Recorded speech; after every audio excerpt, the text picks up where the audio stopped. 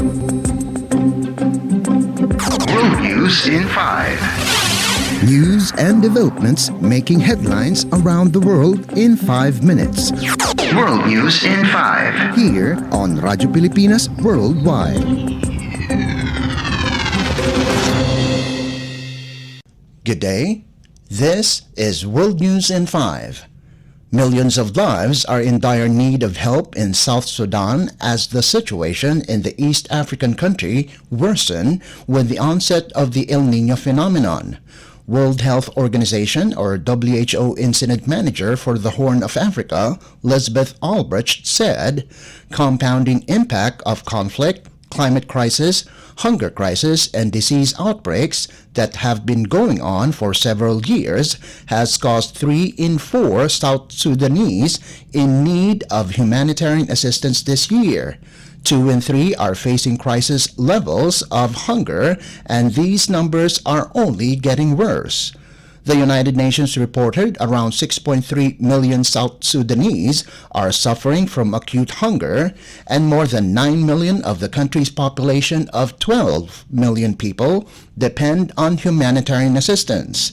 The WHO also reported that around 500,000 more people this year will need international aid, with children accounting for a significant number of the said total. Albrecht said flooding and drought will increase hunger incidents even further, and a good number of people may die due to mosquito-borne diseases as well as waterborne diseases. World News in 5. Here on Radyo Pilipinas Worldwide.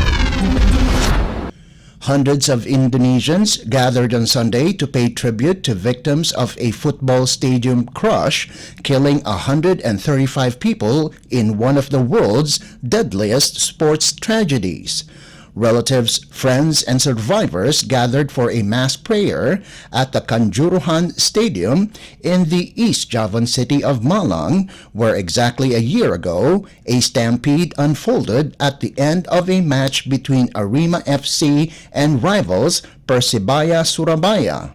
On October 1, 2022, local police fired tear gas into the crowded stands when supporters invaded the field, causing people to rush to the stadium's small exits.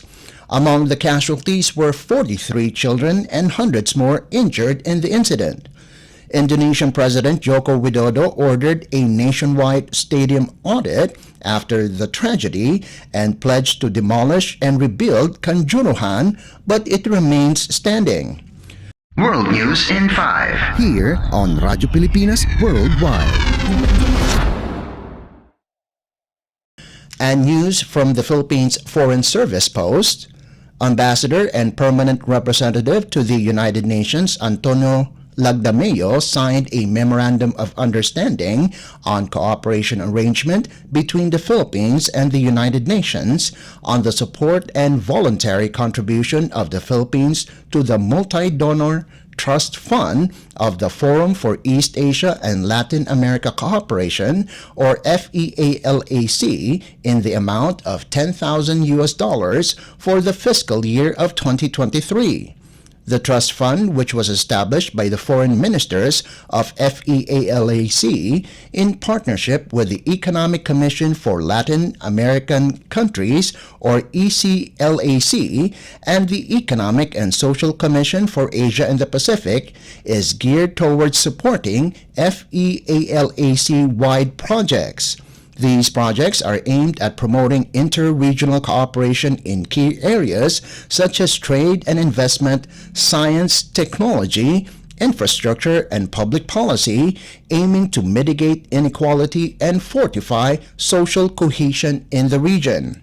This event also afforded the Philippines an opportunity to brief FEALAC officials and members on the Philippines United Nations Security Council, or UNSC, candidature, highlighting the significance of regional support for its candidacy for the 2027 to 2028 term, with elections scheduled during the 80th session of the United Nations General Assembly in June of 2026.